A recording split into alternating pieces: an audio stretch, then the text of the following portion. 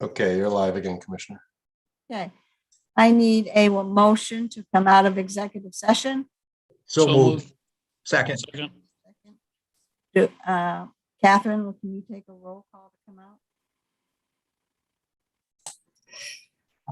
Okay, Commissioner Coward, Yes. Commissioner Cloutier, Yes.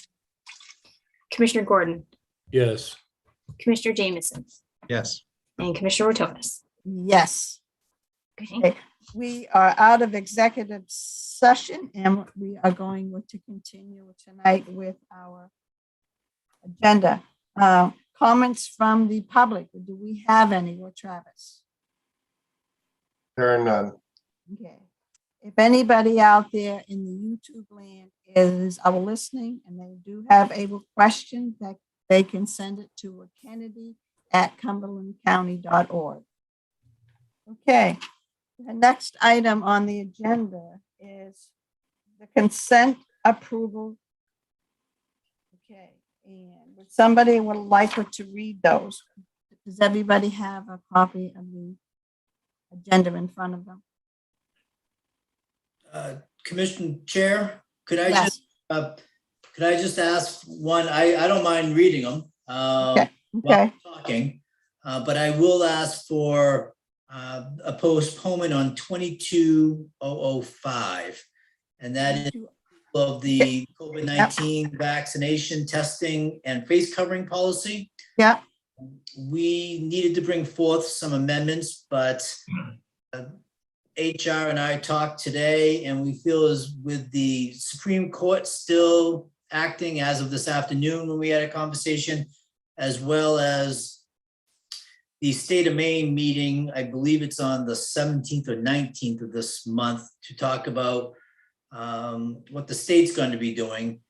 We feel as though we might be a little premature, and if we're going to have a meeting on the 24th of this month, that would be the most appropriate date to bring forward that amended policy. Okay. Thank you, Jim. So I will read the consent calendar items. We got the Sheriff's Office commissions for January and February of 2022.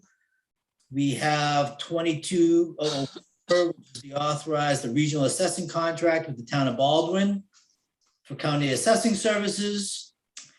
And then we have 22006, authorized the transfer of $9,000 from the 2021 contingency account to the Regional Aid Reserve Fund. Okay. So move. Second. Do I have a second? Do we have any discussion, or is there any commissioner who would like to take something out of there for discussion? Not seeing any, I call for a vote to approve. Commissioner Coward, Yes. Commissioner Cloutier, Yes. Commissioner Gordon, Here. Yes. Commissioner Jameson, Yes. and Commissioner Rotonis. Yes. Okay. That is what a 5-0 vote. Okay, we're moving on.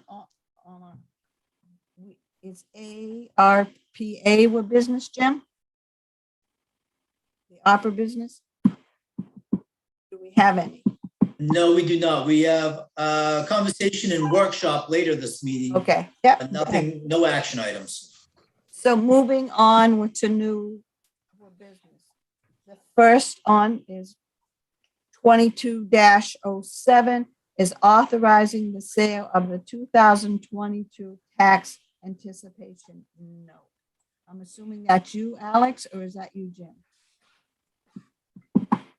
That would be That'll Alex. be me. Okay.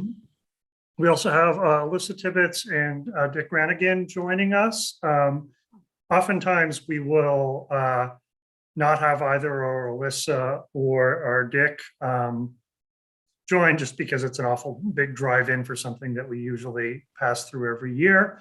But I thought with the agenda tonight and us being remote might be an opportunity to say hello. And I think maybe you all haven't had a chance to see Dick in particular in a while. So I'll quickly walk through what we've got in front of us, ask both of them to chime in with anything they'd like to add, and we'll move on from there. So this year's tax anticipation note is a decrease from prior years.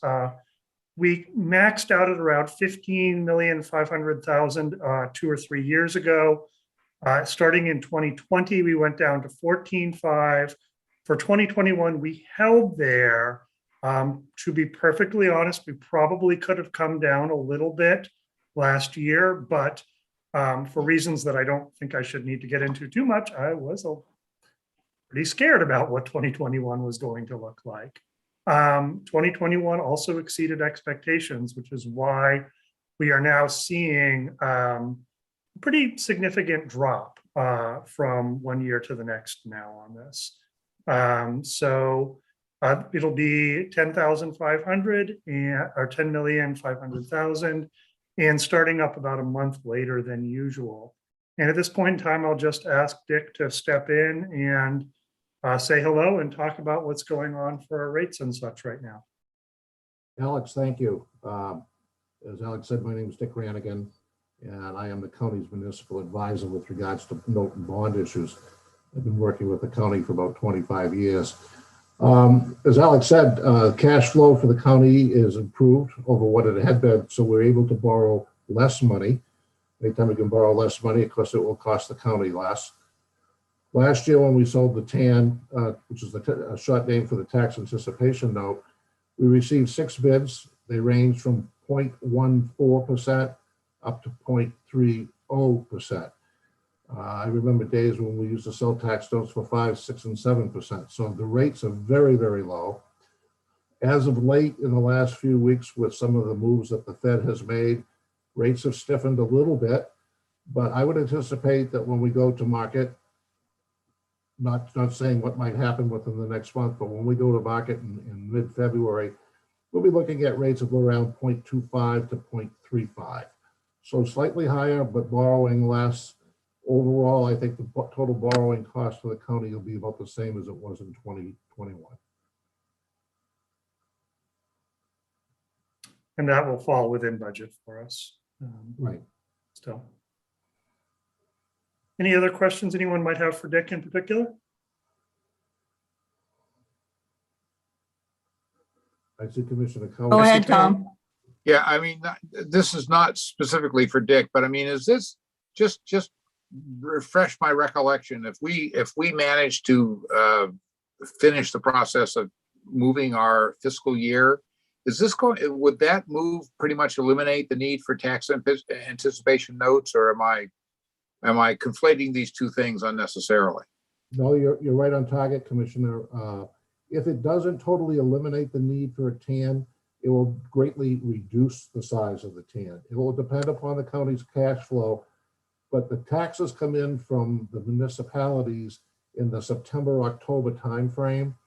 With a July 1 start, you've only got 4 months worth of maybe 5 months worth of need of cash flow. Right now, you're really at about 10 months. So yeah, it will certainly shrink that window down.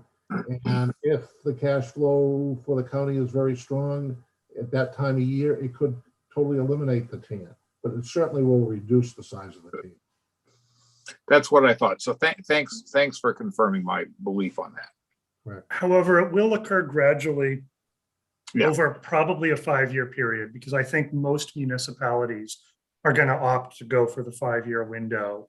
There may be a few, though, that opt to do it all at once, but probably the big kids are going to go over the 5-year period. So we'll be seeing that gradually come down over time until I'm pretty confident it'll go away entirely, given that our cash flow has gone from being really sort of about as low as we could possibly be 3 years ago or so to much closer to where it really should be right about now. We're really kind of approaching what we should be at. I'd also like to mention Alyssa Tibbetts, who you've all spoken with before, has also shifted over a little bit, and she is now the bond counsel for the county as well. And I know we see her on other matters as well, but I just wanted to invite her in and just see if she had anything she was looking at out there in the future. And she'll also be working with us on the summer bond issuance for replacing the jail roof. So hello, Alyssa. Hi, Nice to see you all. I don't have anything substantive to add other than the order that's before you this evening, which we've prepared so that you can be authorized. Sorry, Lily says hello. That's inevitable. It wouldn't be a Zoom meeting without her doing that. Well, really, she's saying hello to Coach Kennedy, her favorite soccer coach, Yeah, hi Lily. the star in this. Okay, yeah. So that's what I had to add, That's great. other than the order that's been prepared for this evening for you to adopt. And I'm happy to answer any questions that you have.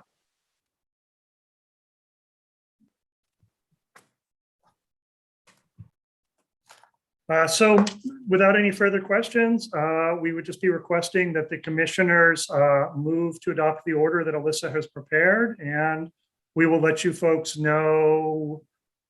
Believe it'll be in the March meeting that we'll know the results of the bid. It will not be in time for the February meeting.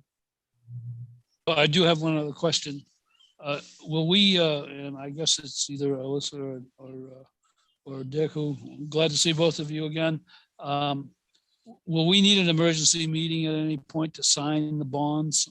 We've had to do that, I think, once or twice that I can remember. I'm just wondering if you could refresh my memory of what that procedure is. I can jump in on that. What we did a few years ago is we shifted over to you folks essentially by these orders pre-authorizing staff to do what they need to do. And then we go on from there. I'd move to adopt the Second. form of the order provided by Ms. Tibbetts.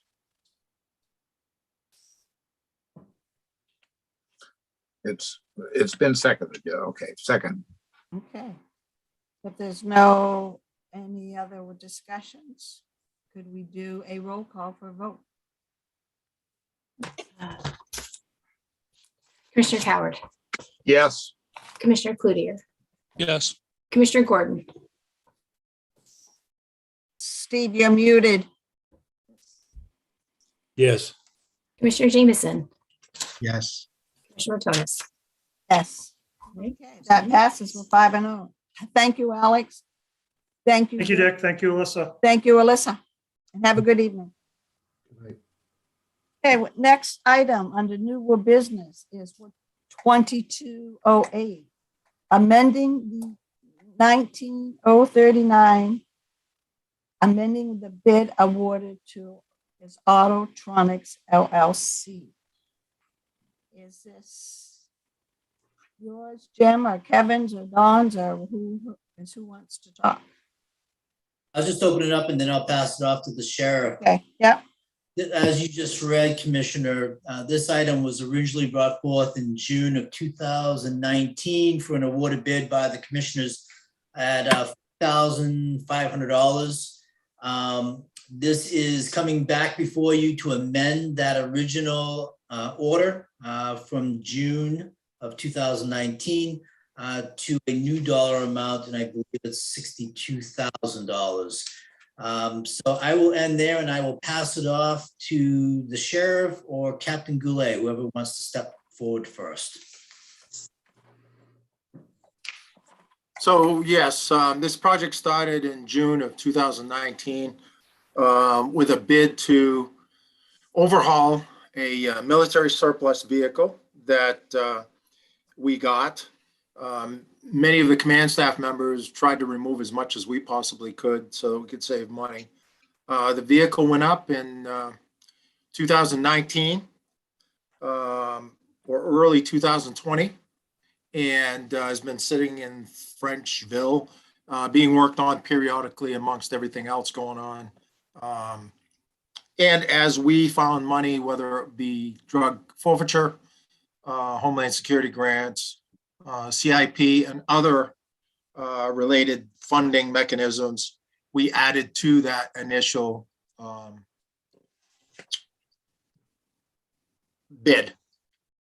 At the completion, which has taken 3 years, the bid came in at $62,000, but we have $42,000 in drug forfeiture, CIP, Homeland Security grants, et cetera, to pay for that. We also just got a grant for about $8,000 to drop that $20,000 deficit.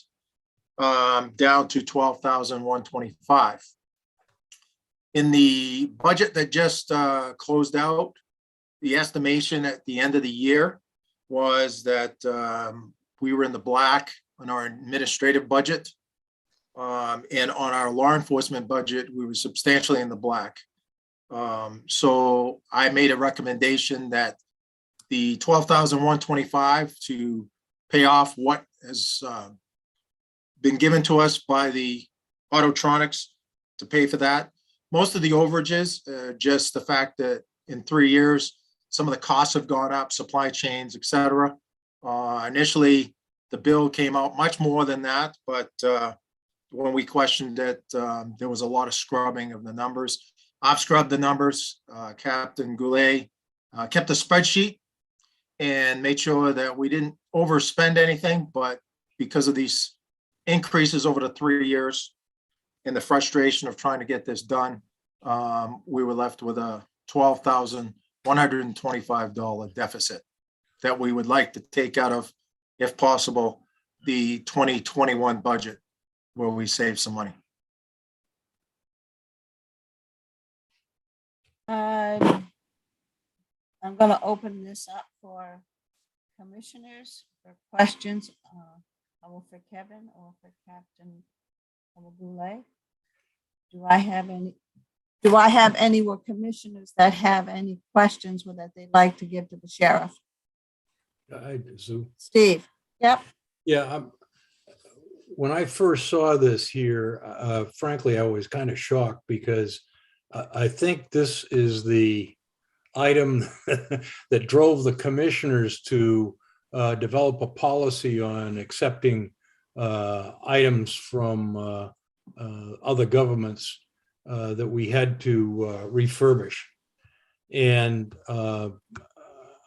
I for one, and I haven't talked to the sheriff, so he's in a position where I'm sure he can answer the question. But I think when we had the discussion on this item, it was pretty well determined that you would not use this thing very often. And so I guess at that time I really scratched my head and said, if we've got an item that we're going to have to put money in and keep the maintenance up on it, and we're going to only use it 1 or 2 times a year, if that, I find it hard to support.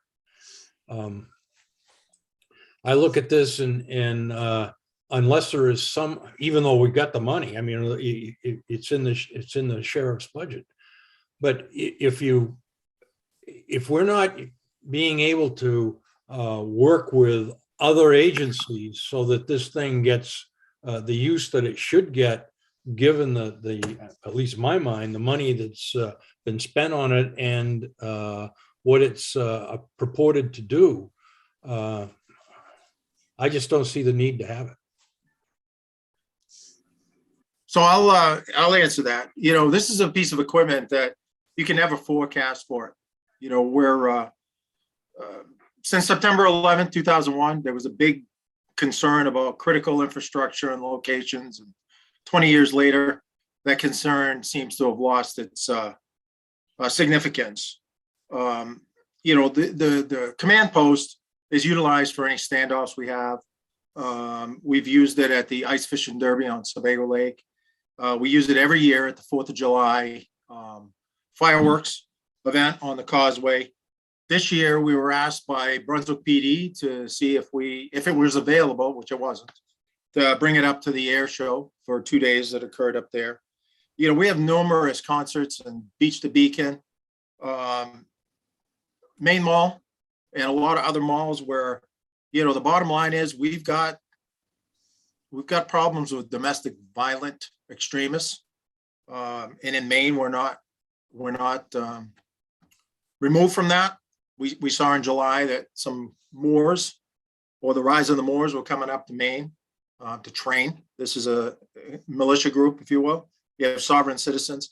The bottom line is, yes, will we use this? I can't tell you that. But when we need it, it will be available. I hear that Portland has one. I've never seen it. I've never seen it at any event. Not even sure how you would even get that.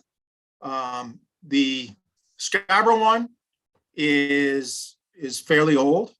And I sit on I'm the only law enforcement person on the incident management team for EMA. And some of the comments that we've had is, what happens if the Scarborough command post is down? What are the options? Well, there really aren't any. We were asked by EMA to put together contingency plans for emergencies. If dispatch went down tomorrow, this is going to be the answer to their emergency plan, because they'll be able to work at least 3, if not 4 dispatchers out of it when it comes back, if the dispatch center goes down. So that makes their job really easy, because even though we've put up the money and we've had the forethought, this is open countywide, and it will be open countywide. The Cumberland Fair, I don't know what they use there, but the reality is, if we have a big event, and we've been lucky, we haven't had a big event, we haven't had any active shooters, thank God. If something happens and there's a scene that is going to happen or is going to be going on for 8 hours, 16 hours, couple days, a week, you need to have your command and control there, because all of the other things that we deal with on a day-to-day basis is still going to go on, and dispatch is going to have to deal with it. So, I think if Cumberland County is going to be a player in public safety, this becomes a real big issue. And lastly, we asked for CIP back in 20. It was knocked down. It was knocked down again, and then we settled on a certain amount, and it still was knocked down once the budget was passed. In the end, the county commissioners will have paid probably less than $32,000 for this rig that we can use. The rest of it we've gotten either through military surplus, CIP, drug forfeiture, or whatever. So you're in essence going to get a $500,000 unit if you went out and bought one today, for the county paying $32,000 or $35,000.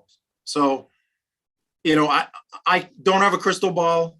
All I can say is, if we're going to be planning and providing public safety and looking outside the box, this was an inexpensive way, because in the end, I've got a 2001 small box truck that has been converted to a command post. It's showing its age, even though it doesn't have a lot of miles on it. It's kind of small, but it was the best we had.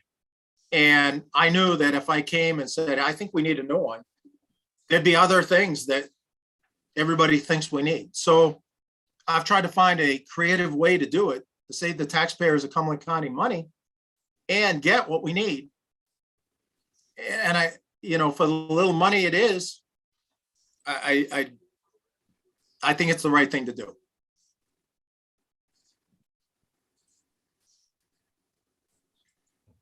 Neil. Yeah, so thanks. Kevin, so the request is, essentially, we approved 42 grand on the acquisition price, whenever it was 19. And now there needs to be at least another 12 to finish it off, something like that. The question I have is for the taxpayers. You hit the nail on the head, but at the end of the day, that's still a considerable amount of money. They may not think that a vehicle that's used half a dozen times a year is worthy of an increase of their percentage of county taxes, whatever small that may be. So I guess that's one of my points, and that's a question, especially in the rural towns I represent. What's the justification from the county side for that, and how's it going to serve those people in Bridgeton, in Baldwin, et cetera? Scarborough already has one, as you said, and I wasn't aware of that it's on its last legs. I guess I'll reach out to Tom Hall about that. I don't have enough information, I feel, to make that decision here today, unless you can provide it to us. Sorry. So clarification, Scarborough's not on its last leg. Any vehicle has to have repairs, and inevitably, if something's being repaired and you get a big incident, then you need a backup. It's called redundancy. So what are the taxpayers getting? First of all, let's go back to right now, we've done this, all of it, basically on grant funding, drug forfeiture. $20,000 in CIP was allotted back in 2020 from the county commissioners or the taxpayers. And then I'm looking to use $12,125 that was left on the table this year, partly because of the fact that we changed our schedule for our patrol deputies, and it's been saving a ton of money on overtime because of it. So the money's there, it's just going to be, returned. So in the end, it's $32,125 to the taxpayers. And like I said, when this pandemic started, dispatch said, hey, we want to separate our people. Can we use the command truck? So we brought it down from Raymond, parked it outside of the communication center, and they split their people up for weeks on end. Some people working in the truck, some people not working in the truck. Is that a benefit to the county taxpayers? I would say yes.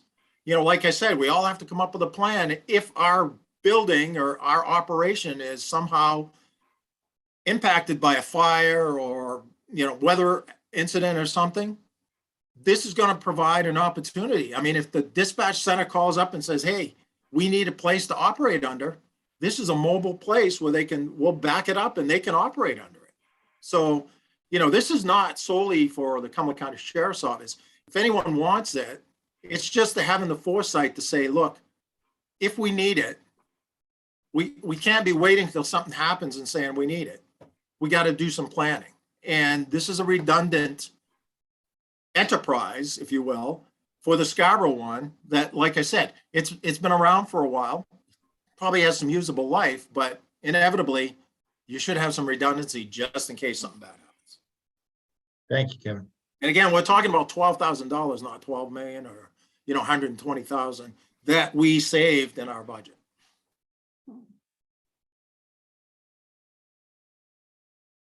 Jim Cloutier, would you have anything? You look like you want to say something. Well, I'm the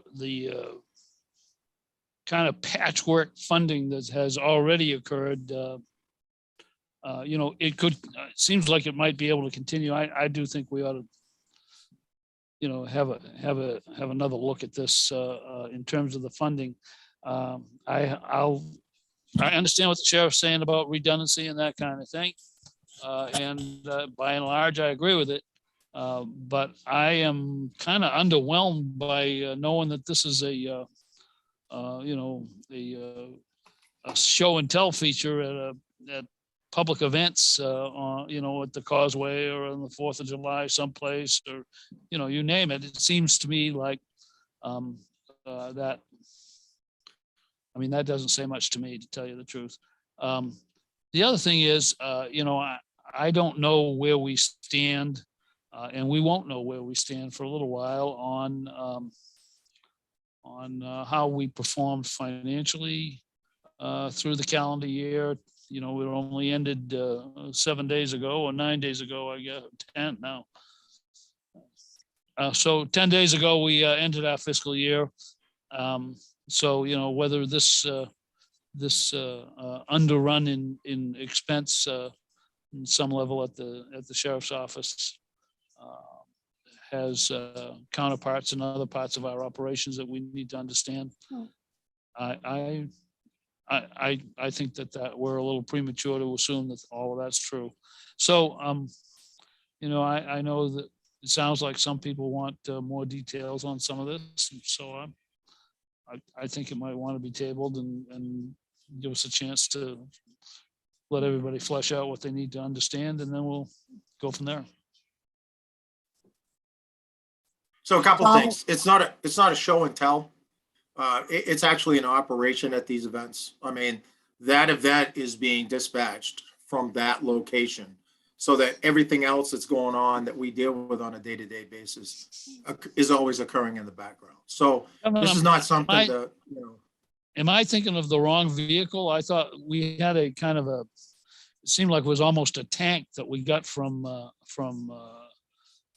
federal surplus. It seems it was located in New Hampshire. Is that the vehicle we're talking about, or is this? No, that's a different vehicle. And quite frankly, I don't believe any of you guys were on the commission then, but in 2010, after the jail I was was. paid for, I asked for one because, prior to that, my staff needed something to protect themselves when they roll into somebody with a gun and Well, I was on the victorious commission. and stuff like that. So, I mean, I we was on- did get an MRAP and that was free. And we used drug forfeiture money to do that too. Because at that time, the Civic Center was more important than public safety. And that's fine. That was a decision. We went around it and tried to find something that met our needs. So this is not that vehicle. This is a command post so that if we have something large, a big crime scene, a big event or something, we roll it up there. That event gets dispatched and coordinated for that, while everything else that we do on a day-to-day basis still remains under the dispatch center. The other thing is this. I mean, the vehicle is, I've been after them to get this vehicle done because we've been, COVID and, the governor had this company putting together COVID vehicles that took precedent over our vehicle, et cetera. So, I mean, we're at the point at the end where I don't know if I part things out to do away with the 12,000, but these are all things that we had money for. It's just that over time, all of the overages built up, and I could have drug forfeiture money in the future that I could pay off a loan for the county, but I just don't know what else I can say other than the fact that the biggest benefactor is going to be dispatch, because if something happens, they have another option. Do we have any other questions? Because I have one for Kevin.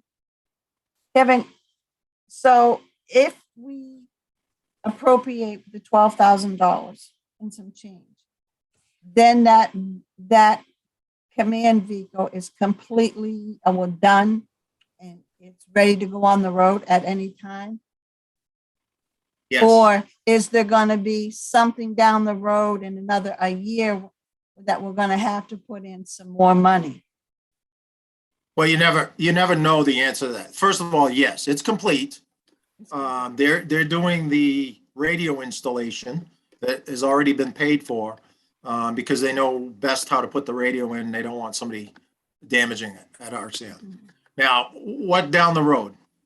Down the road, I might have to have an oil change or tires no, or I'm not something like that. Yeah. No, I'm But, talking about how would you be coming back to us in 6 months, to a year, saying it's not complete. Now I need this. I need another $20,000 to $30,000. I don't foresee that, and quite frankly, if I did, it would either be on a grant that we were able to get, or drug forfeiture. But I don't foresee it, because as time has gone on, we've kind of gotten the basic things that we need. So I can't foresee needing anything else. Okay. Well, I'm not in support of it until I get some more information, because when I looked at all the figures that were provided, I didn't see how we came up with that extra $12,000. Okay, because if you add up, with the money that I gotta find that page again.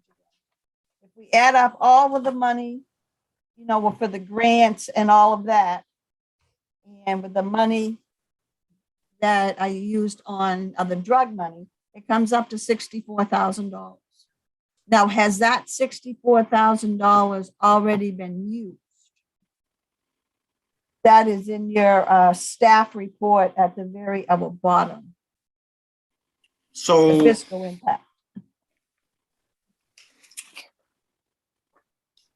Because you got with the grant for $1,590, and then you have a JAG grant for $9,783, and then another one for $19,000. Oh, it's $846, which puts you up to $45,000. And then if you add in the $19,000, that you're going to use, you're up to $64,000. So And those-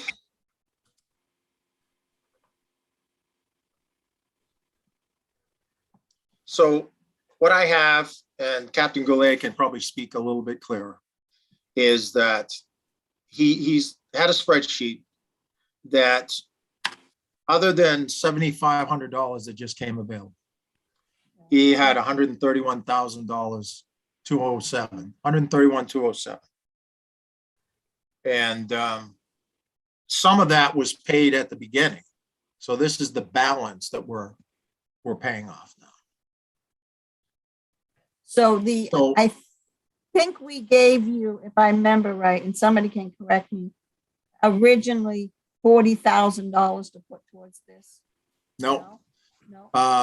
what happened was we asked, initially we needed a certain amount. We refined it to 5,000. So what?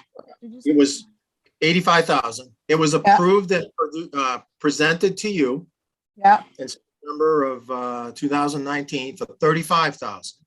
yeah. Dispatch in the 11th hour in October 13th, if I'm not mistaken, because I've got the email. They needed some extra money, so that 35,000 was cut to 30,000. And then when the budget was printed in 2020, that 30,000 was 20,000.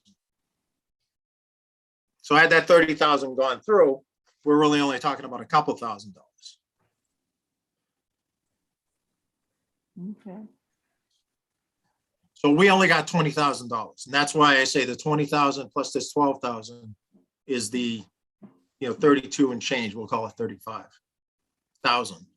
That has actually come out of, the county budget, if you will. Okay.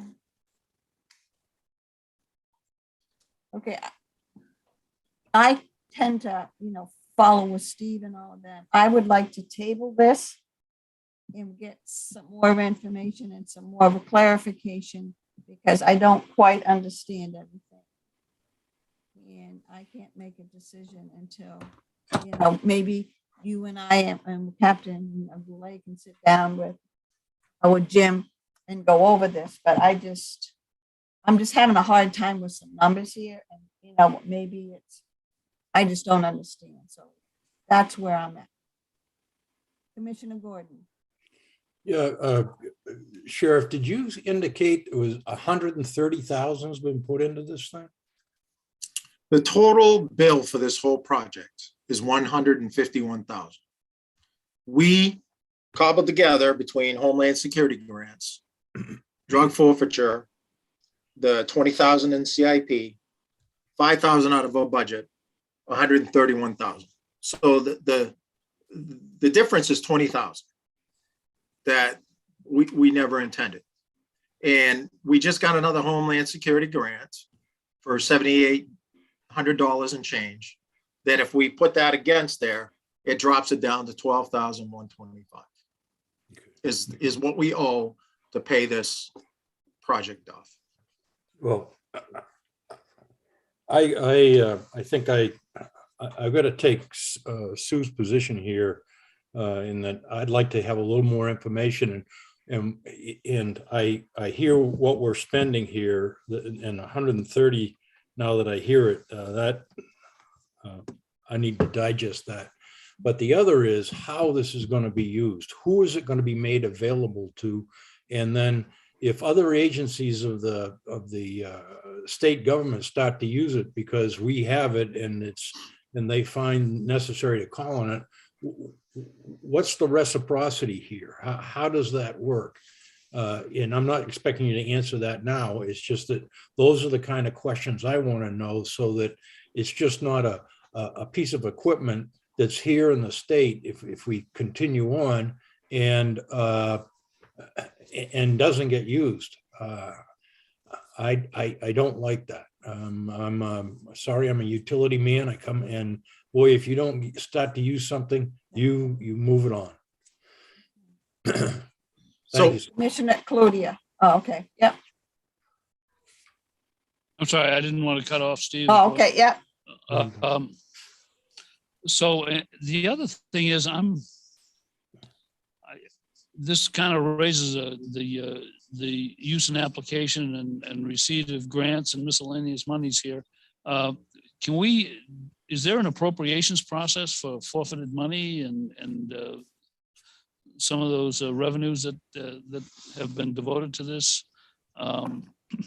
Again, I don't need the answer tonight, but if somebody has a quick little rundown of that they could send to me, I'd appreciate it. Just I understand the acceptance process. We vote on that from time to time. But the expenditure end of it, I'm a little vague about. So can we, Kevin, is it possible to have a spreadsheet with all these figures, that you've said, starting out with 131 okay, and then you gave this and that and all that, so. Can we see that? Well, on yeah, the I mean, spreadsheet?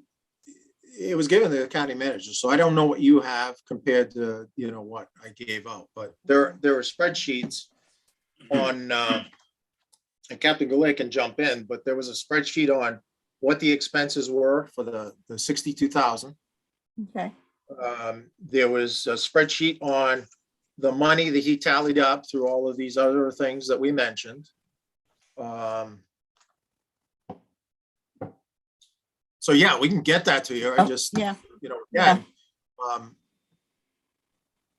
I think it's easier, well, for us to see it, like all in a spreadsheet, than to see it on, with this piece of paper and that piece of paper. If we could just, put it all together, and, we could go from there. And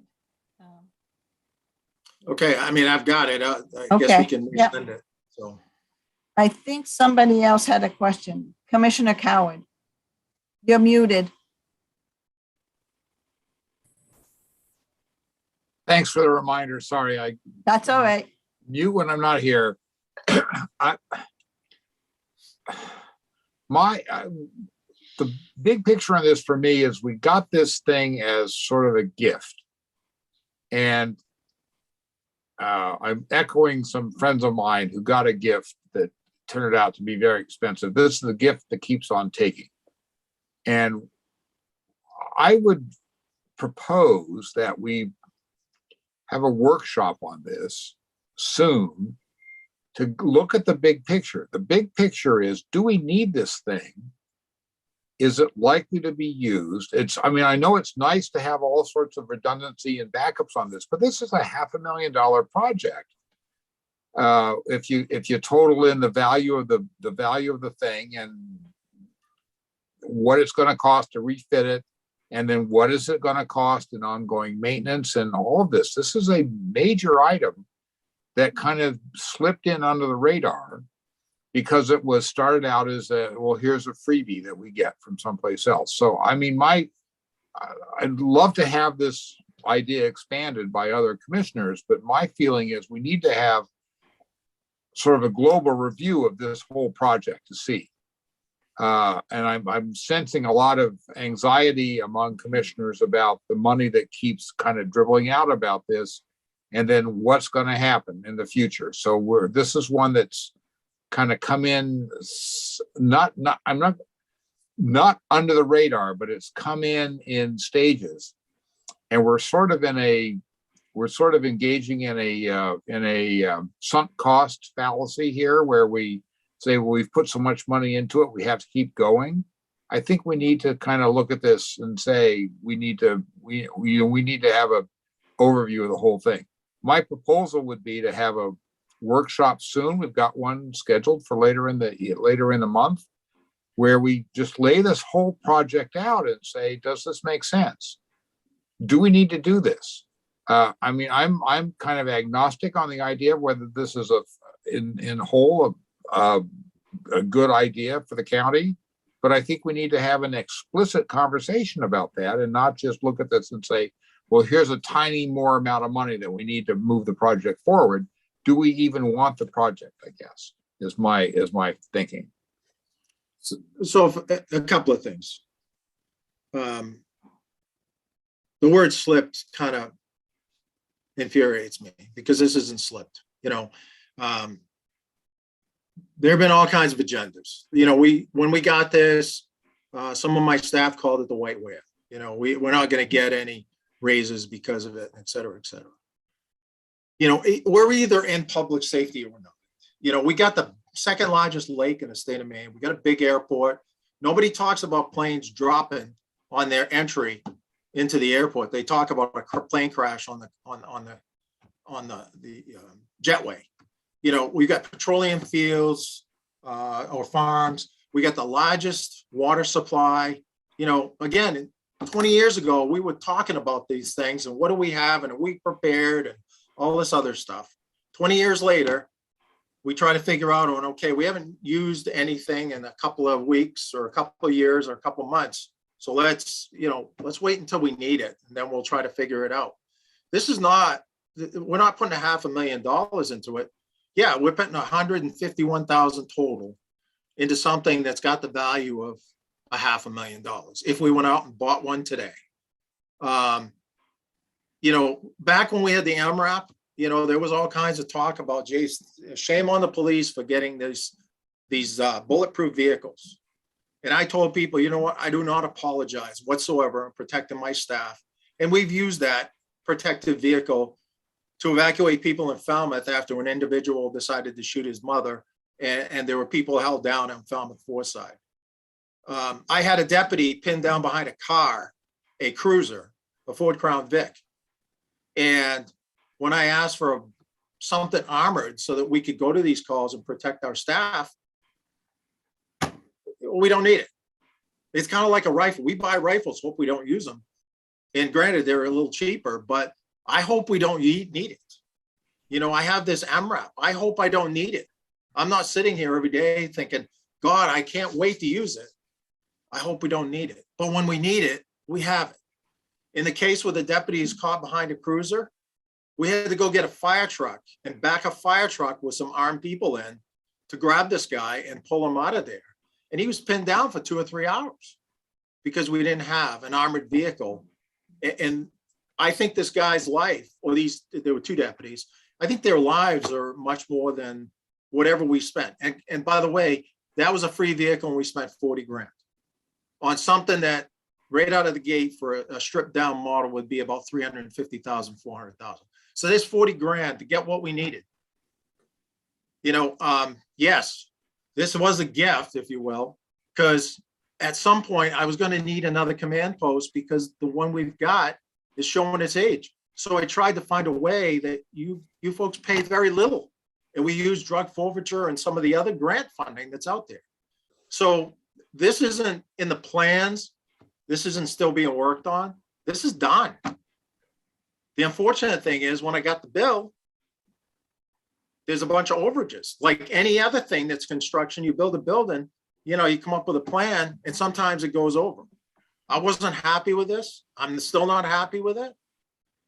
But that's what I've got. It's done with a few small things to do. And I wasn't expecting this price. And I found 7,800 and change to go towards that to drill it down. But what I'm looking at is not something that will be done. It's done. And I did it with the best interest of public safety for Cumberland County. And there was no deceit that has been implied, I guess, a couple of times. So Commissioner Coward. Kevin, I'm not implying, I personally am not intending to imply any deceit. But the way these projects kind of work is they start small and they just keep going.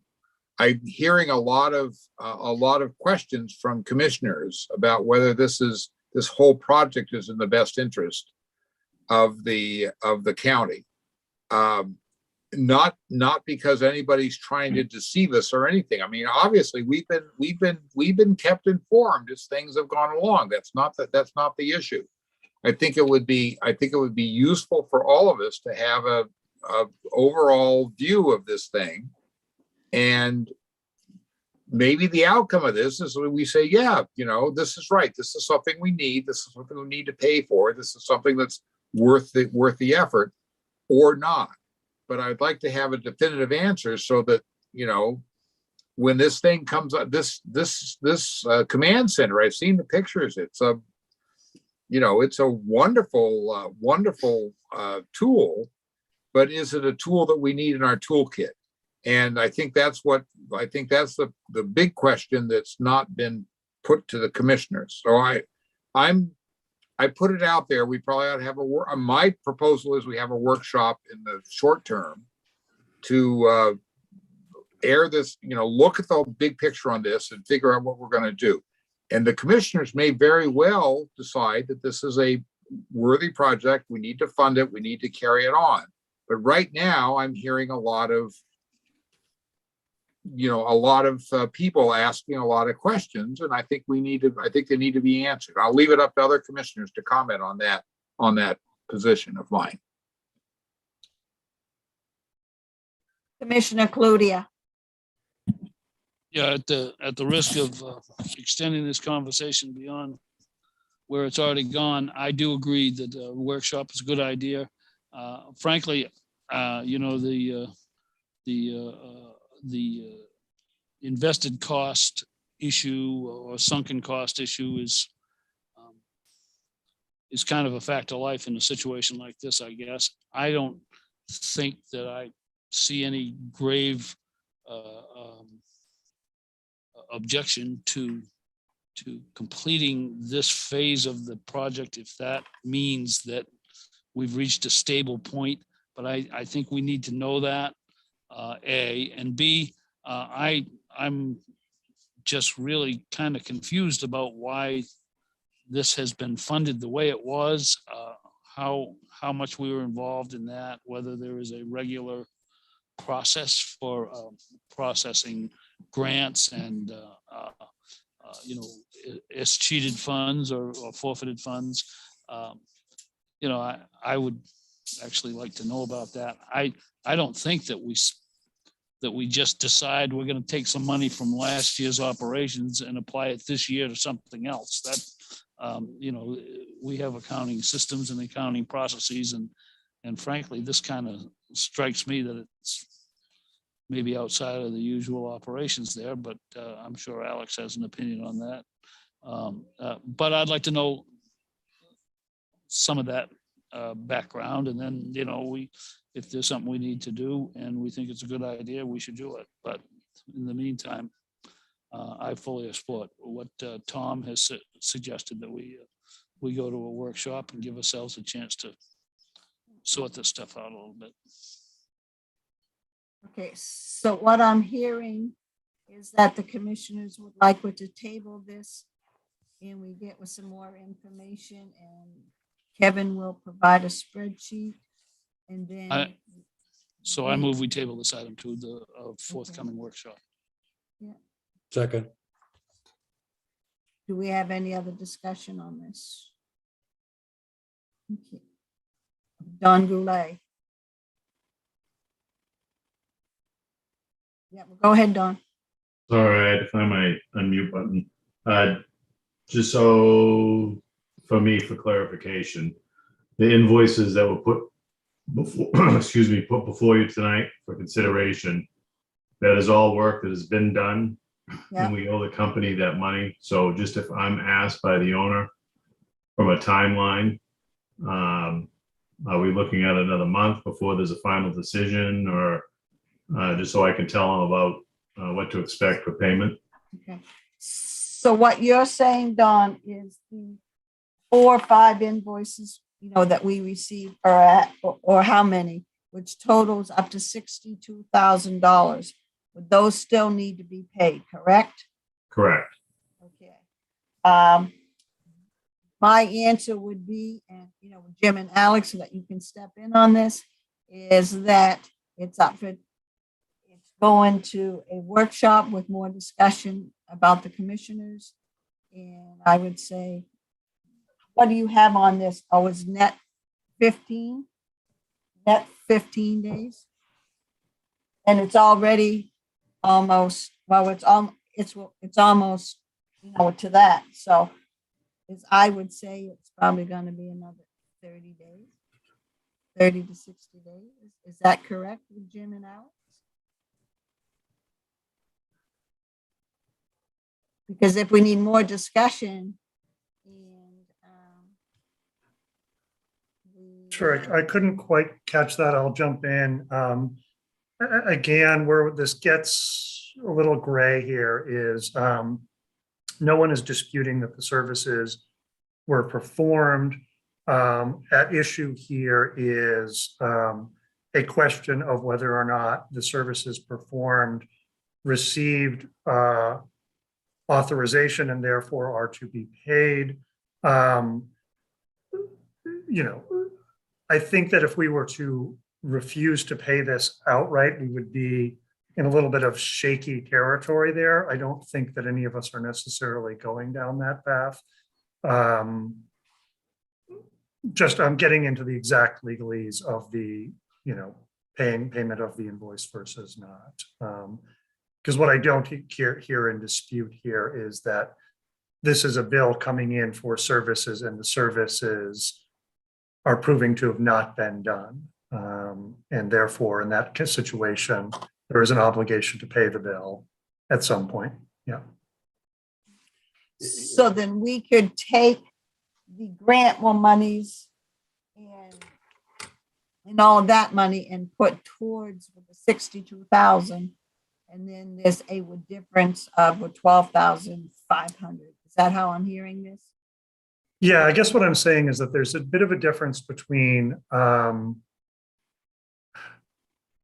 payment due simply because the services have in fact occurred and are judged to have been done correctly. We're not disputing that the work was done. Therefore, there is an obligation to pay the bill. Whether internally on our end or not, the authorization process has been correct or not. It is the best way I can put this. So what would your advice be? To pay it? You know, now or My advice would be to ask the vendor to hold on a little bit while we discuss this further. okay, yep. Is that okay with you, Dawn? It is your mic. I don't know if it's on my end, Sue, or Commissioner or not. I couldn't hear what you thought from a timeline. I think Alex asked if you could ask with the vendor, you know, to hold on a little bit because the commissioners are going to discuss this further. Yeah. We're not My point- disputing that the work wasn't done. Correct. We're just disputing, you know, Understood. okay. I think Jim first. Okay, Jim? The collection lawyers among us would say that it's pretty clear that this was authorized by an agent of the county and it will be due. It really is, you know, at least for me, it's a question of are we stumbling into an odd way to attend to our money, and we just need a couple of weeks to sort it Right. out. Yeah. And I think on a going forward basis for any expenses, I plainly hear that some of the commissioners are saying, let's try to get our arms around what our potential expenses are as 2022 becomes 2024, and you know, whether we're looking at major ongoing expenses for this and other. If there are not, fine, and if there are, then maybe we want to look at alternatives. So, but clearly, you know, somebody that's done the work is going to be entitled to their money. It's just a question of how we do the accounting, and we kind of have to straighten that out if we can as quickly as possible to, and go from there. Are there Thank you, any other- Commissioner. You said that a lot better than I could. Do we have any other questions from the commissioners? Okay, so we will table this. I'll get together with Jim and Alex and we can do a workshop. And in the meantime, if you guys can provide those other spreadsheets and all of that, so we have that. Well, Sue, Yes, to Jim's point, and maybe I was misreading it, it gets towards what I was trying to drive at. I agree that as it was stated that the work was approved to be done by some agent of the county. And I think that's where at least this commissioner is saying, okay, if there had to be an authorization for this work to go forward, we need to know what that process is so that it either falls in and under a policy that we've got and is appropriate, or it is not appropriate, and get that straightened out. Okay, yep. Do you have any comments with Mr. Gailey? No, staff will work towards getting the appropriate information for the commissioners for a workshop. Okay. And I'll be, yeah. So okay, yeah. So it's item 22-008 has been tabled. Okay. Moving on. Is 22-009, approval of the committee assignments for the commissioners. Do you all have those?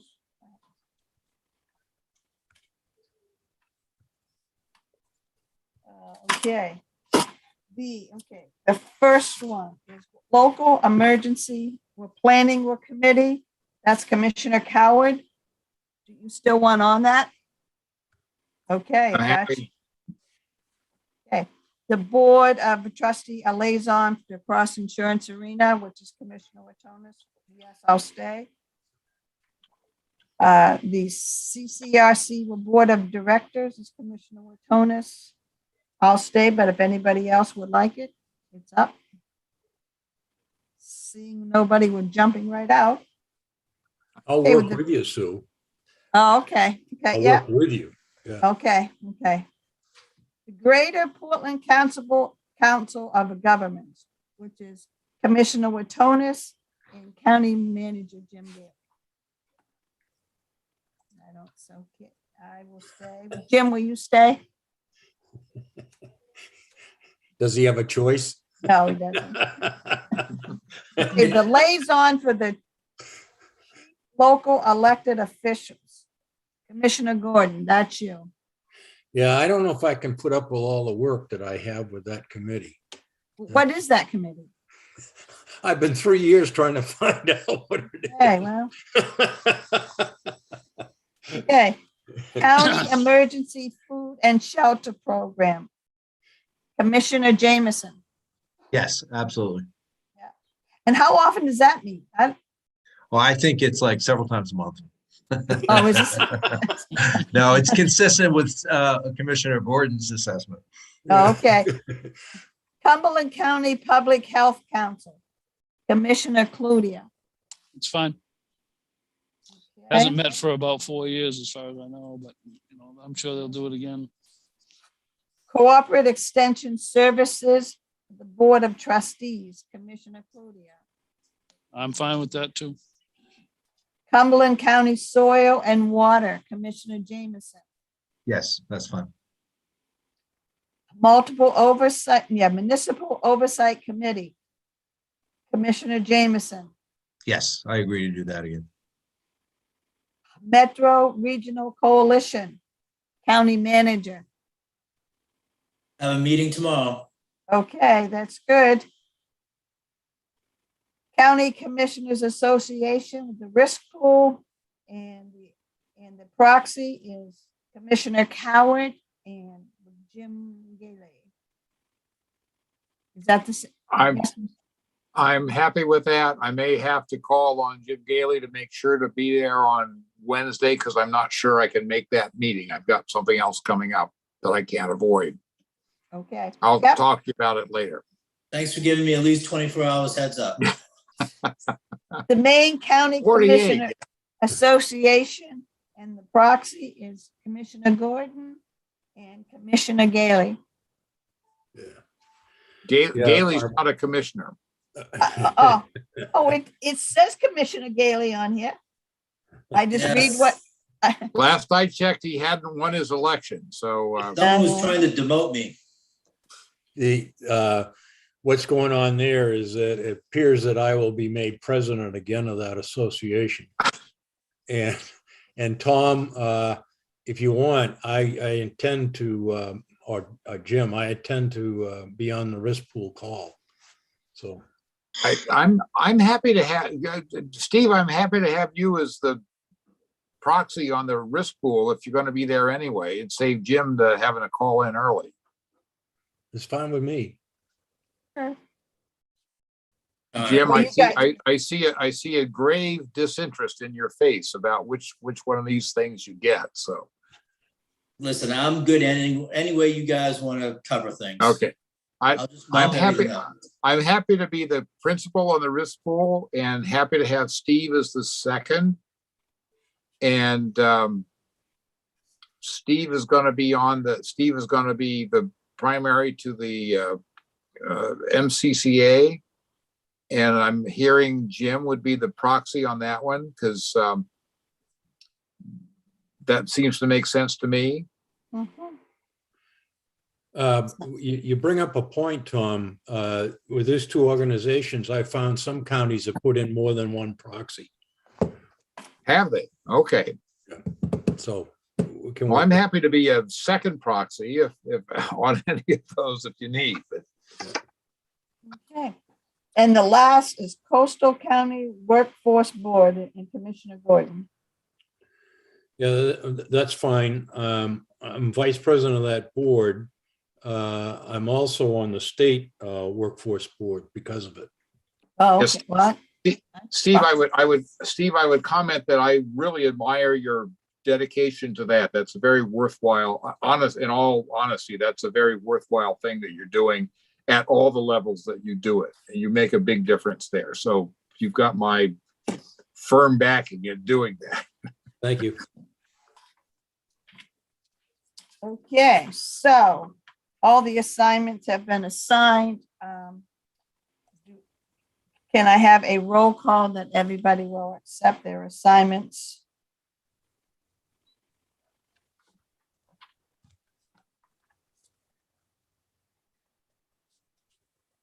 Oh. Can I, Catherine, you're muted. You're Can we muted. get a motion for that? oh yeah, we need a motion. but So yes, moved. Second,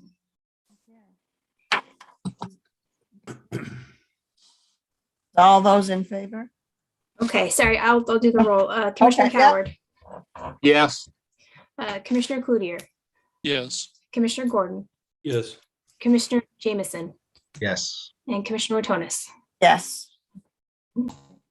Well, Catherine, could you just resend that out and make the correction that Jim Gailey has been promoted from a commissioner now to county manager at the bottom? Because he's in there Yes. as commissioner. Okay. Okay, so that passes. Now, the next item on the agenda is comments from the county manager. Thank you. A couple of quick ones. Cumberland County is not immune to the COVID pandemic. This week, as in last week, we have seen a tremendous number of staff test positive for COVID or associated with someone who has tested positive. I think we're probably dealing with upwards of anywhere between 30 and 45 families within our ranks, employee ranks. So it's really got us thinking about trying to get through January. Many reports say that we'll see the spike hit in the next 10 days and hopefully start dissipating from there. I am working with department heads as of this afternoon and talking about implementing our telecommunication policy for employees and working through that to see if we can start thinning out the workplace so that we're not right on top of each other. as it seems as though the pandemic walls are getting closer and closer over the last 2 weeks. That's under works. And then lastly, I just wanted to let the commissioners know that this Thursday will be the first interview, and Friday will be 2 additional interviews for the general manager's position at the Cross Insurance Arena. Thursday, we will be doing a Zoom call with someone out of state, and Friday, we have 2 in-state candidates for the position. So not knowing whether this is first round interviews or whether we'll elect to shorten the list and have a second round, that will be determined Friday after we conclude our interviews. But we are moving quite quickly on this replacement of the GM position, as we are entering a very busy late winter, early spring season at the arena, and we're going to need someone full-time in there to lead the ship. So I will end my comments there. Thank you very much. Next, comments from the executive staff. Well, Travis, do you have anything? I'll just say quickly, Madam Chair, that the solar array that you all agreed in the middle of last year to contribute our credits toward as a community solar farm went live just very recently. It was delayed by the energy provider in this neck of the woods. But we received a report today saying last month it generated about $12,000 in solar credits for Cumberland County, producing just a whole bunch of clean green energies. So I think that we're going to talk about a kickoff event celebrating this array within the next couple of months. Obviously, the pandemic is putting some events on hold, but some good news about savings and a contribution the county's making toward renewable energy in the area. Okay. Thank you for your work on that, Travis. Catherine? Nothing? Okay. Do we have any, Sandra, do you have any comments? I know that you're going to speak in workshop. And Elizabeth, do you have any comments? Okay. No comments. Okay. Comments from the county managers. Neil Jameson. Did Alex have anything you wanted to say? Oh, I'm sorry, Alex. I didn't, Oh, I was just going to stay quiet. I was like, woohoo. oh, I will say a few things. It is January, which means it's go time for finance and HR departments.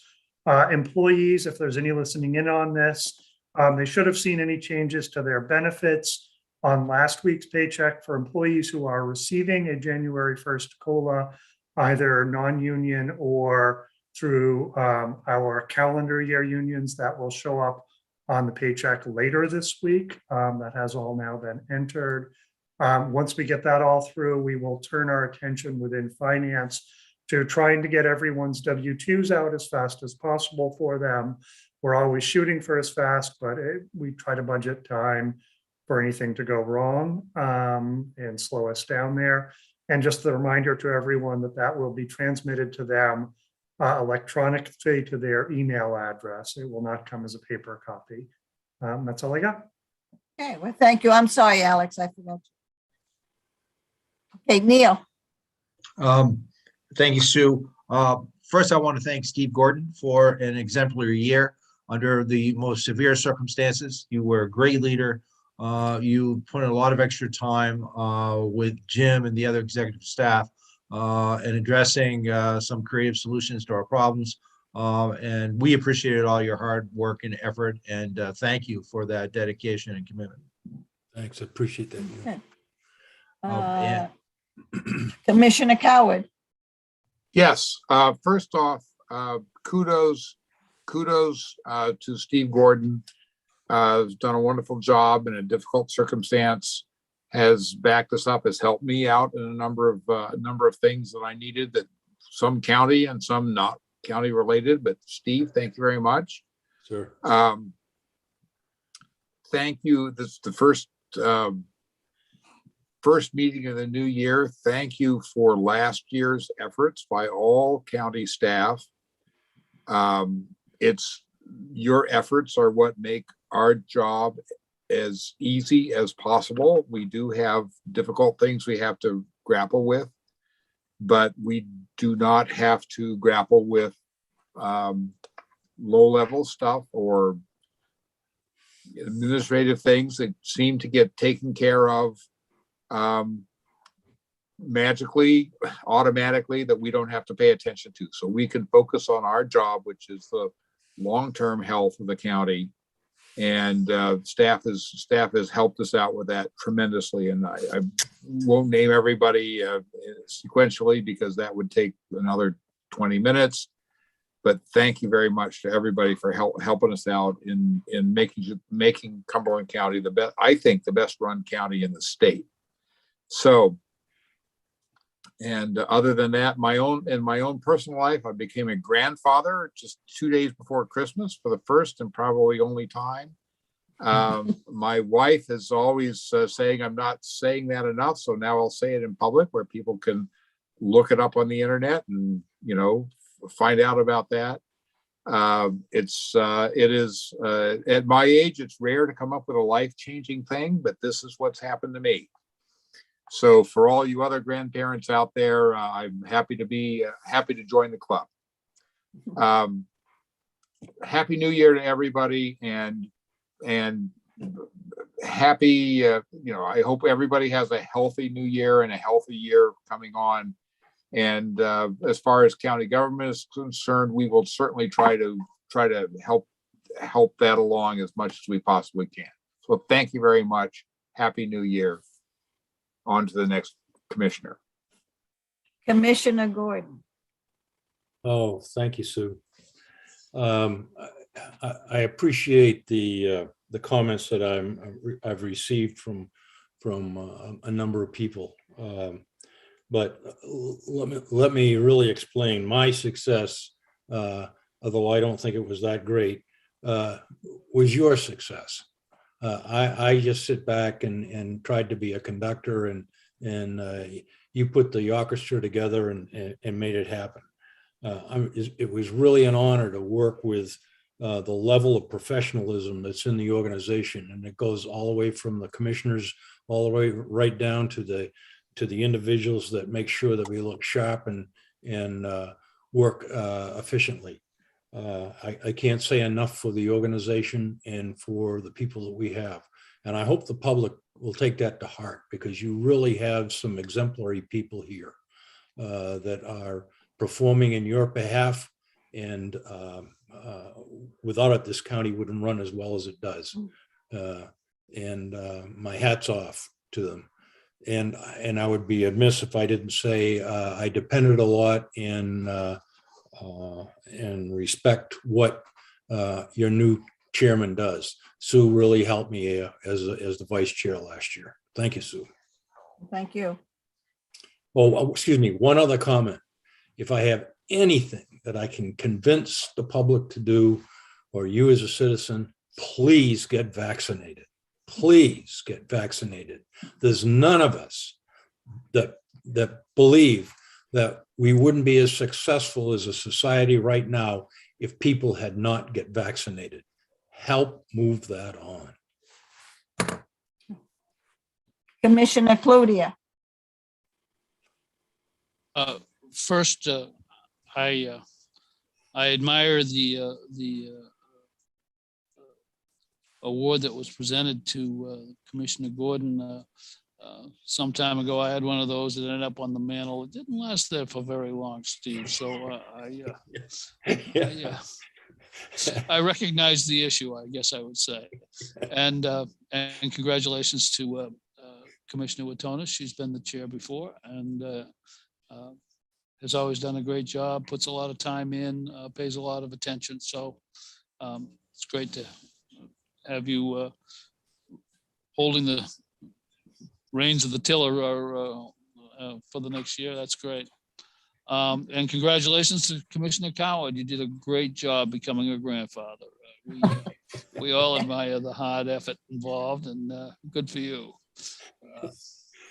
The only thing I really have to say, it's time to say Happy New Year. It's time to say I hope and believe that under the able guidance of Mr. Kimball, we're going to probably end up with a favorable report on how finances proceeded in the last year, which the fiscal year ended 10 days ago for us, and that's always good news. And it's helpful because sometimes we've been under stress over the last few years, and we've had to make some hard decisions, and some of them probably left us with a little stress that we needed to financially address. And the last couple of years we've been making some progress on that.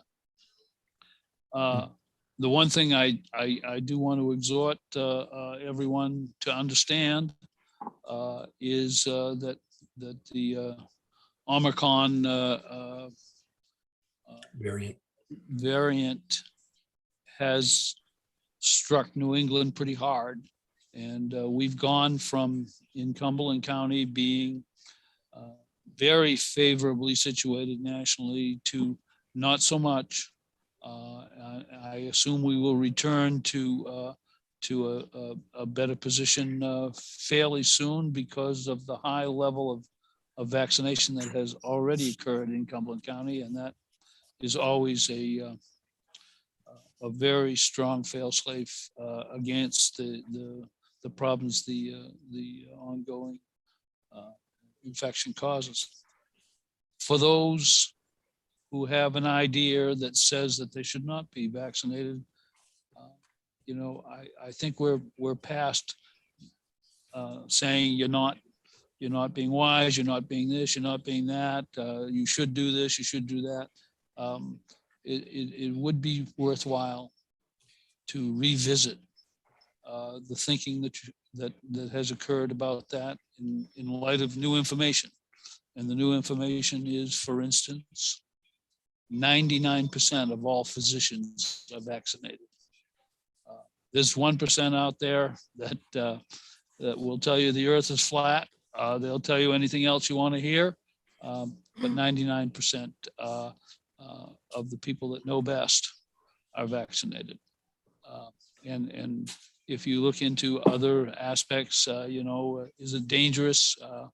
Well, almost 200 million shots later in the United States, and most of those are doubles, and some of them are triples. And many millions more across the world have now been administered, and the instance of severe side effects is minimal. So, it's never bad to think again when issues of importance are before you.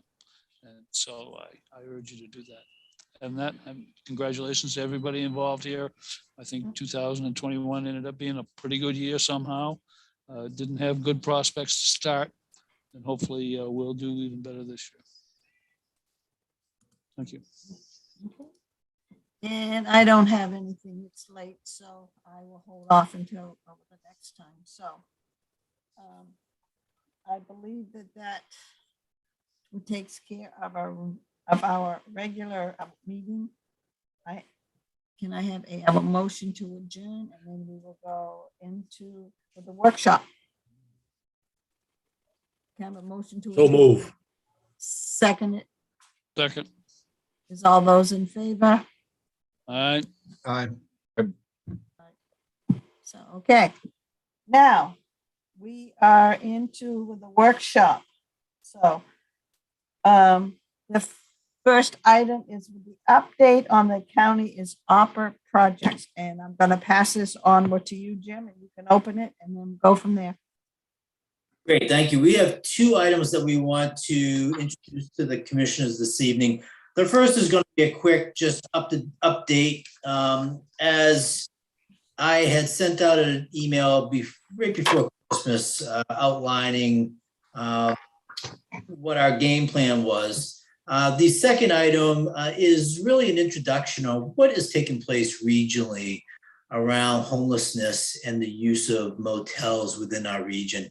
I've asked Liz to join us this evening, as Liz has been our point of contact with the entities involved, and she's been doing some research into where potential gaps may occur. But more importantly, we just wanted to introduce the commissioners on what's taking place, as it really has not been picked up by the press this go around. And we thought there would be some benefit to having a little bit of discussion. But first and foremost, I wanted to follow up on the email before Christmas, and that was our desires of kind of reducing the scope of work for the cross insurance arena with ARPA funds, but increasing the scope of work with the communication center through the use of ARPA funds. As the commissioners may remember, you had allocated upwards of about $1.5 million for us to explore installing a quite large generator at the cross insurance arena. This project would entail, in a sense, building a helicopter pad on top of one of the loading bay's roofs in order to support the weight of the generator. As facilities and the architects have had an opportunity to discuss this, they're feeling more and more that this project is really not the best use of ARPA funds as proposed, and that we should be looking at eliminating the installation of a generator, and which would also eliminate the need to construct a helicopter pad, so to speak, at the arena to support its weight. We are now looking at trying to install 2 switches that can be plugged into at a moment's notice from a generator that is brought to the arena. And that would allow for us to really do a quick plug and play and get electrical generation back into the arena more quickly than what we have today. That is a significant reduction in cost, as you can imagine, but it is something that we see more feasible through the use of ARPA funds than what was originally proposed. The last I heard, the architects kind of backup napkin thought that the 1.5 wouldn't even be feasible or enough of funds, and that the project would probably be around $2 million if we could pull it off. That's not even accounting for whether the city of Portland would even allow us to do it because of the noise associated with that size of a generator at the site. So many things stacked up against the initial plans. And so we're retooling our scope of work, which will be a real reduction in what our need for funds would be, and moving on from there. So I wanted to update the commissioners on that change. So shifting gears and going 15 miles inland to Wyndham in our communication center. As the commissioners are aware, we had a project of expanding the room slightly that would allow for an additional 2 workstations to be located in the communications room, allowing for a quarantining of individuals that may be impacted through contact with a family member or coworker or a friend. That would allow us to have 2 more spaces in the center, keeping people working while they quarantine.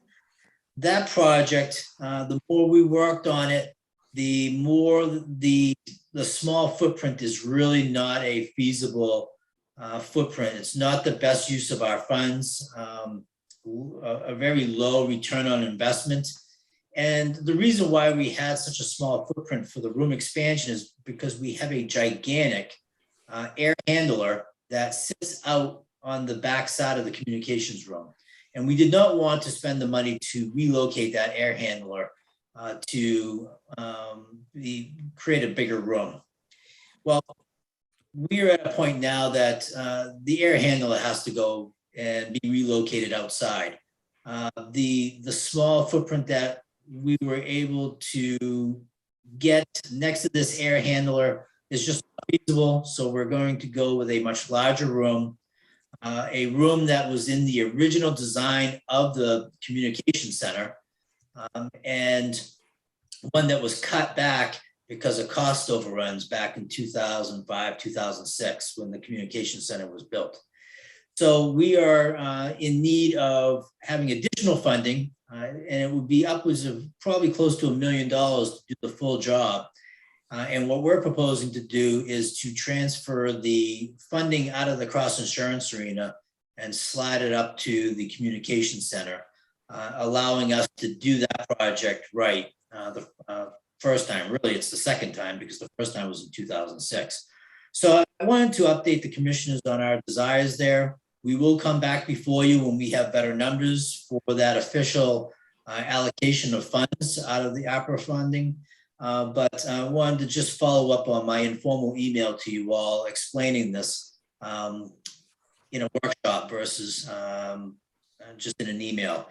In your packet this evening are some schematics that Bruce Tarbucks has put together showing different options.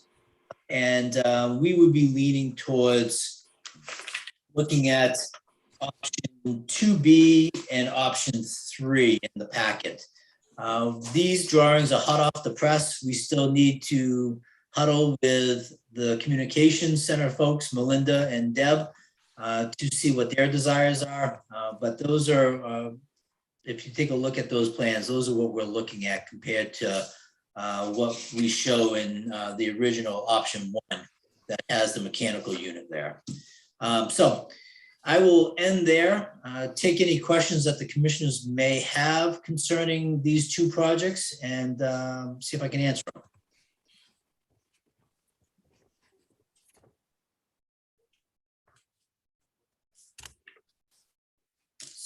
Steve? Jim, just a suggestion, because we had an operations center, and one of the things we found is the internal doors in the area we're always in the way, and unless there's some, and I don't know the strategy for the circulation of the air, unless there's some strategy that it would do away with, I would suggest you make those two doors sliding. That way they disappear. Well, Steve, that's funny because Bruce and I were just talking about that this morning. At that, I wasn't saying slide, I was saying a pocket door or some type of door like that, because the swing of the door was the topic of our discussion. Right. Yep. Right on. If I remember right, when that was originally done, and they talked about, not doing on the back end, and that if the time came to do the back end, that we were talking like $10 million. It wasn't 10. As long as I've been here, the price tag has been $1 million. Really? Huh. Yeah, because what you're doing, the expense, there's multiple expenses here, because one, at the same time, we're going to be redoing all the workstations within the communication. Yeah. And of all those workstations, we're going to have to put down new carpeting while we have the room clear. We have to do new cable runs, new electrical runs. The floor is a suspended floor, so there's a cost there. And one of the largest costs is moving that gigantic air handler outside the building and piping it back into the building so that it now supports the new communications room. Jim, the other comment I'll make between your two options is that option 3 shortens up the width of a corridor, and corridors are notorious for just wasted space. So if I had anything to do with it, I would suggest you stay with 3 unless you've got need for the space in the corridor that you've got designed in on B.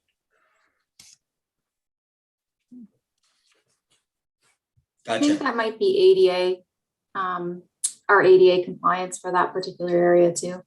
There is a ramp that's built in for ADA compliance, and one of the drawings shows steps, and we're hoping that we'll be allowed to use steps versus putting in another ramp there. But yes, duly noted, but that's what I'm aware of, kind of based on the information. Well, what I'm looking at is the 9-foot one, Sandra. Collapse that down to 5 as it was done in 3. Yeah.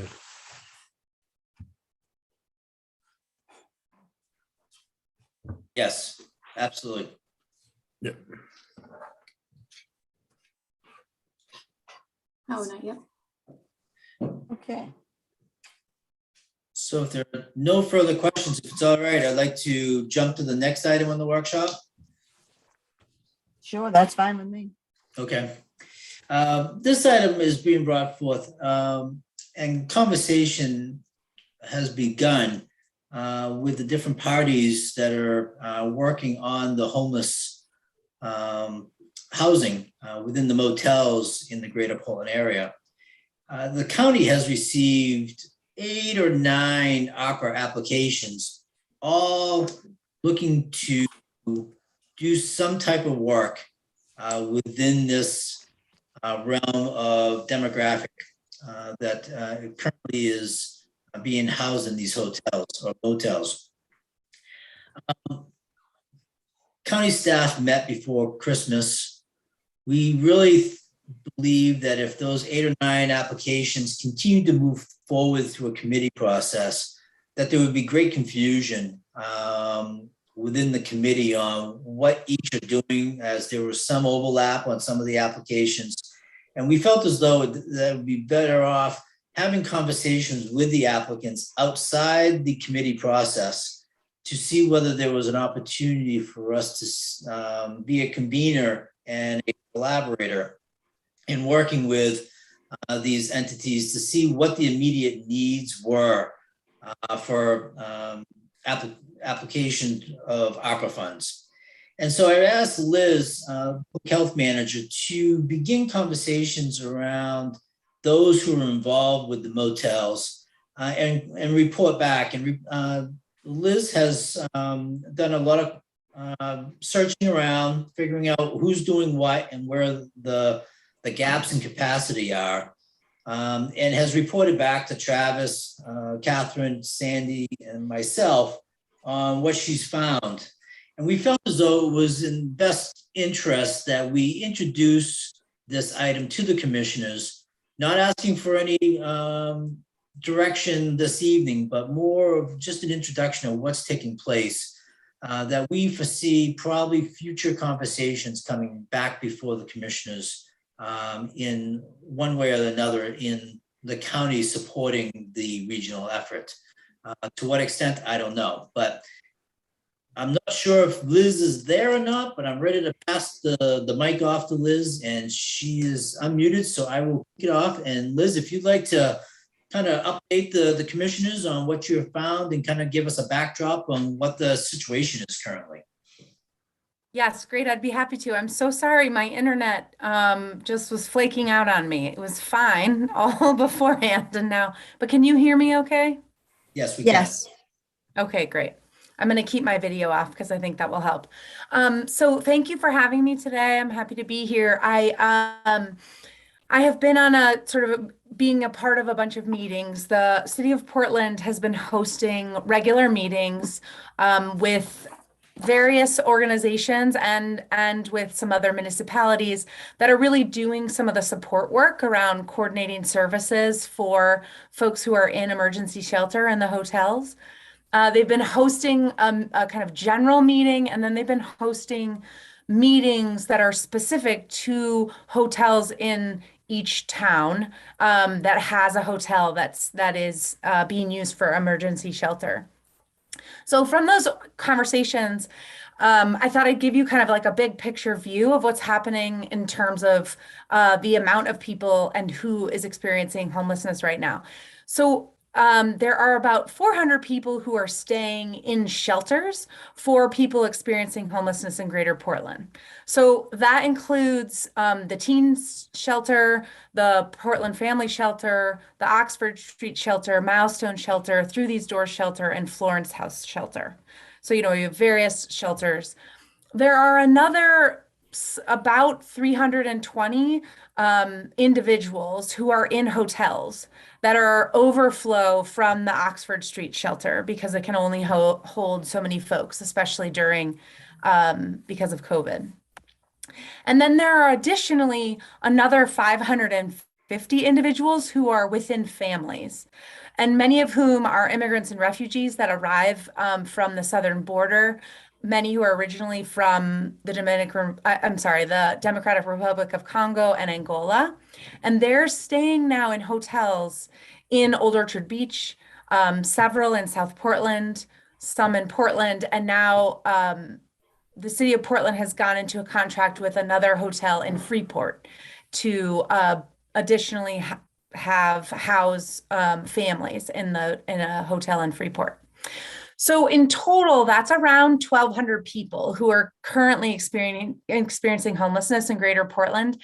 And that number keeps growing, especially as hotels and kind of other parts of the state stop taking in, or actually sort of not only stop taking in new folks experiencing homelessness, but also stop taking anyone who's experiencing homelessness and turn it back into hotels. So that sort of has people migrating back, into Greater Portland area. So I think, we, as Jim had said, I think, we received these various ARPA pre-applications.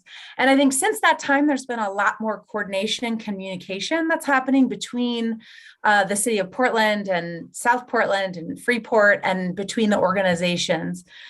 And it's, really kind of an ever-changing situation.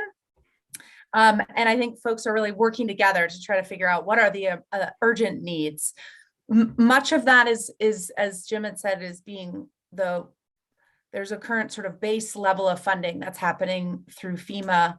And then we are hosting a conversation on Wednesday of folks who are pre-applicants, those pre-applicants, and also organizations that have been involved in providing services, really to see if we can sort of come to some consensus around what are those key gaps that still exist that are kind of urgent for the next 6 months, and see if we can come to kind of a central focus for a project or two that really might meet those very immediate needs. And then kind of work from there about, what else, who else is doing what, and sort of work to be a part of the conversation to support the coordinating and collaborative efforts. So I'm happy to answer any questions that folks have or provide any additional detail that I might be able to provide. It's, again, an evolving situation, and I'm trying to stay kind of abreast.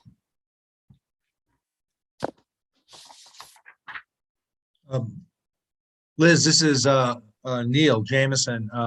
Do you have and I walked out of the room for a minute, you might have answered this, but do you have a sense of the 1,200 people? What is that sort of on a weekly, monthly basis in terms of income that's being expended for the housing of these homeless people? I have not asked the question of how much funding they're getting between direct FEMA and main housing FEMA and emergency rental assistance. I honestly don't know the answer to that question, but I can try to find out for you. Yeah, just curious in terms of, we have our ARPA money, and certainly there's a need. What's the commitment we're willing to make, and how do we make that? Yeah, and currently for the next, there's a general understanding, I think, from FEMA and from main housing that there will be continue to be funding for kind of these basic services, which is emergency housing, and then food and sort of light social service support that will continue to exist for 5 to 6 months. Thank you. Jim Cloutier? Yeah, I appreciate the update. And it sounds like, frankly, the need is accelerating a little more than I would have guessed, particularly in the wintertime. Quite often in the past, the demand has faded quite a bit. I'm, and I think all the follow-up and the improved coordination is very constructive. I'm pretty sure, at least on when he's had his municipal hat on in the past, both Alex and Jim have understood that the backbone of support for a lot of this has been the general assistance program. I'm wondering whether we should start trying to conceive how a regional program, probably sponsored by the counties that want to participate in such a thing, might access, we'd need, I think, legislation proposed and passed in order for this to ever happen, but whether we should become an entity able to access general assistance funding to try to address the direct service problems that exist in this area as we're going along. That's not something we're planning on discussing, I don't think, tonight or anytime particularly soon, but the legislature is in session again, and if that's a wise and useful idea, then I think we probably need to at least start to float it. But like I say, I'm glad to hear that we're at least now with you on board, Liz, kind of in the middle of the conversation, and I think we have some ways to be constructive. So appreciate the update.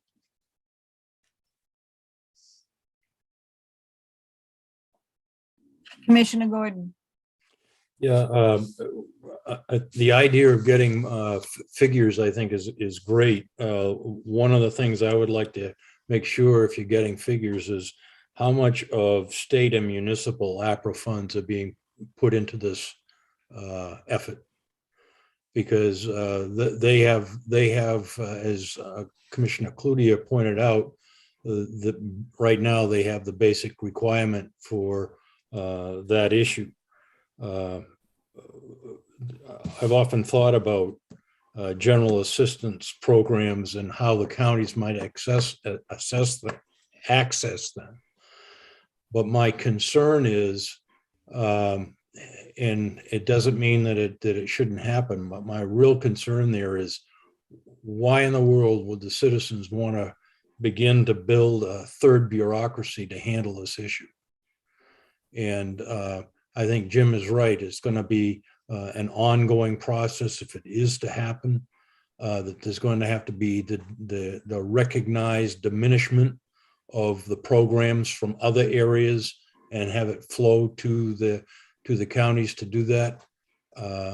It's going to take a good effort to do it, but to have three bureaucracies out there trying to handle one issue, I don't think serves the public.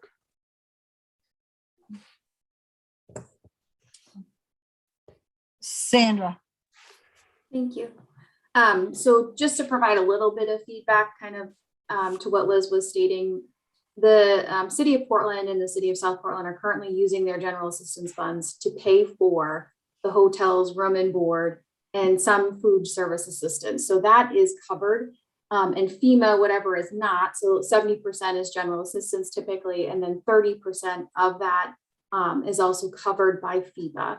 And right now, 2 hotels are fully covered by FEMA through Maine Housing for the reimbursement for the room cost and some food.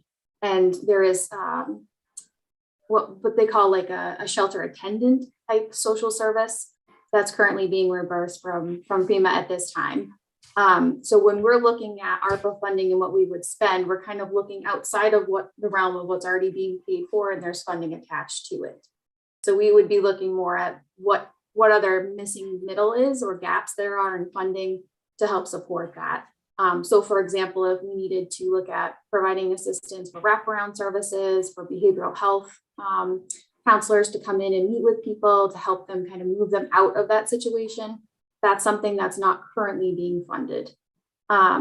And I agree with you, Commissioner Gordon, regarding what the other municipalities are using their ARPA funds towards. And that is absolutely a question that we ask and try to identify up front before during our conversations. Do we have any other questions? Well, I guess I have a comment to what Sandra brought forth, is that it appears to me that what they're looking for is funds for operational costs. And I don't think we want to get into that game.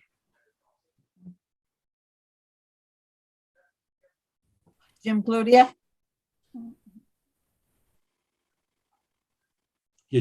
Sorry, I kind of pick up on some of the threads that Commissioner Gordon has mentioned. For a long time, I've thought that this is a regional problem that's being addressed in a makeshift way, and you know, that's not a criticism of anybody, because sometimes well and sometimes not so well. I think a lot of municipalities have responded to the circumstances that they discover in their midst and do something about it to the extent they can manage it.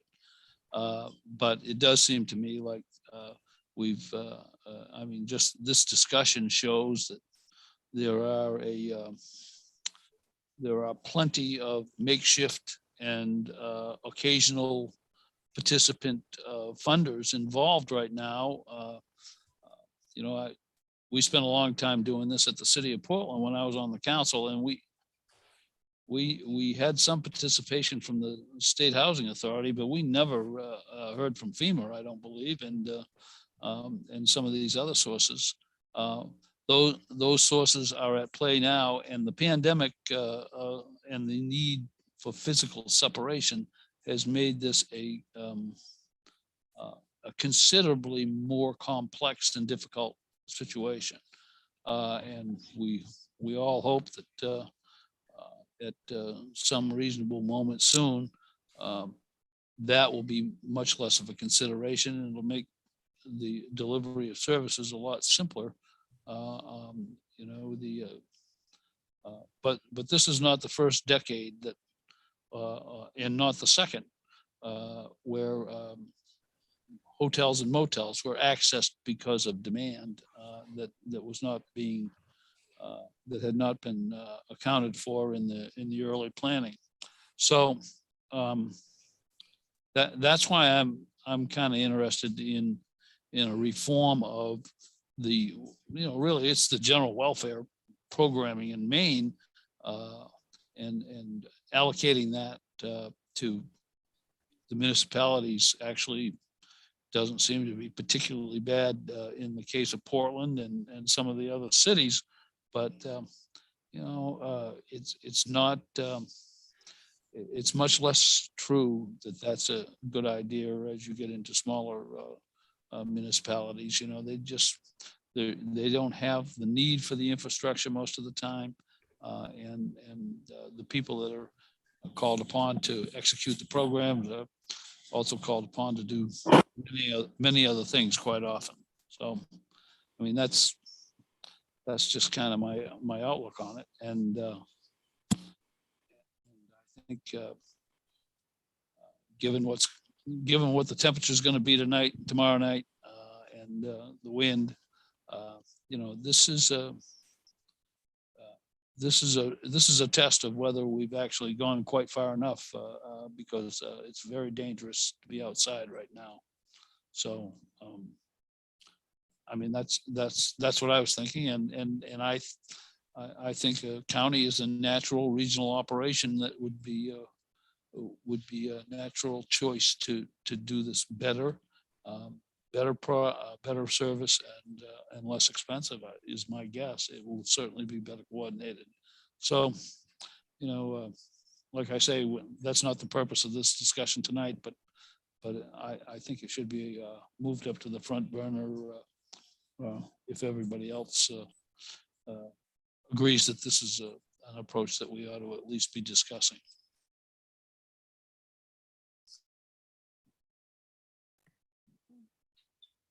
Neil, This is just a deferral. I'd be interested in Jim Gailey's comments on this issue.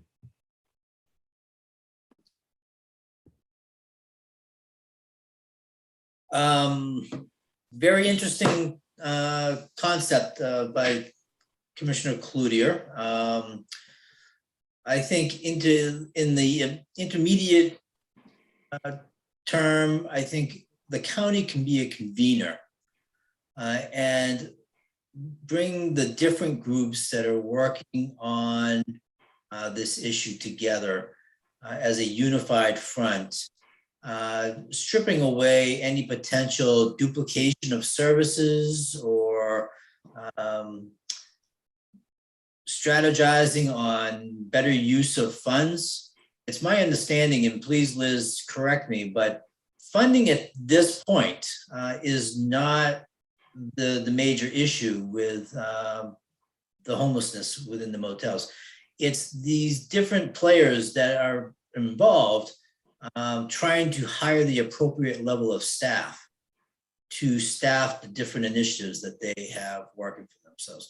So it's really trying to keep this conversation going in a manner that everyone is working together and being as efficient as possible and using the money that we have to the best uses possible. So I see Liz clicked on. Liz, was I correct in that it's not a money issue right now? It's more of a staffing issue? Yeah, I think it's sort of a combination of things in that there is a solid amount of funding from FEMA for this sort of 5 to 6 month period. I think there are some sort of key things that gaps that are still missing that might help move, sort of expedite people moving from hotels into housing, and things that might be needed for safety between now and then. But I'd say that the original reason for the meeting that the reason we were sort of really getting involved is that multiple people asked for funds through ARPA that were sort of duplication. And so I think we've seen that this collaboration has really started to form and that there's seemingly less duplication happening now. And I think that's not just because of our us becoming involved. This was sort of evolving over time as the problem sort of got larger, more hotels being involved. So I would say that will continue to be a part of the conversation and happy to sort of bring to you what some of these key gaps are that exist for this kind of short period of time, 5 to 6 months. And then we can continue on with this conversation to see what appear to be, gaps over the long term.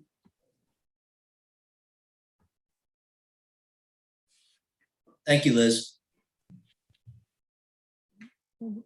do you have anything else on this, Jim, or does anybody have anything else?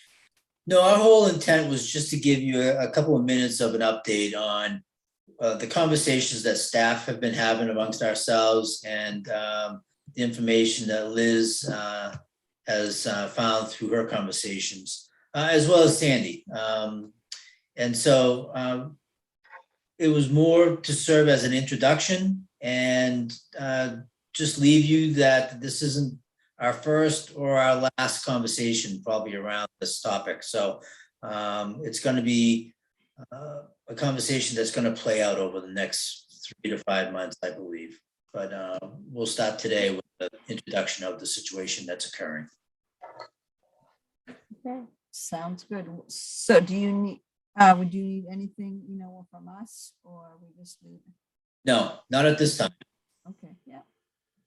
Okay. Well, I want to thank you all for coming, and we're putting up with my computer issues, but the county manager has assured me it will be taken care of. So I just want to make sure that we all keep the 24th open, because there could be a workshop on that night, maybe 2 workshops in one. So I don't have anything else. Are you all set, Jim? Yes, thank you. Thank you all. Okay.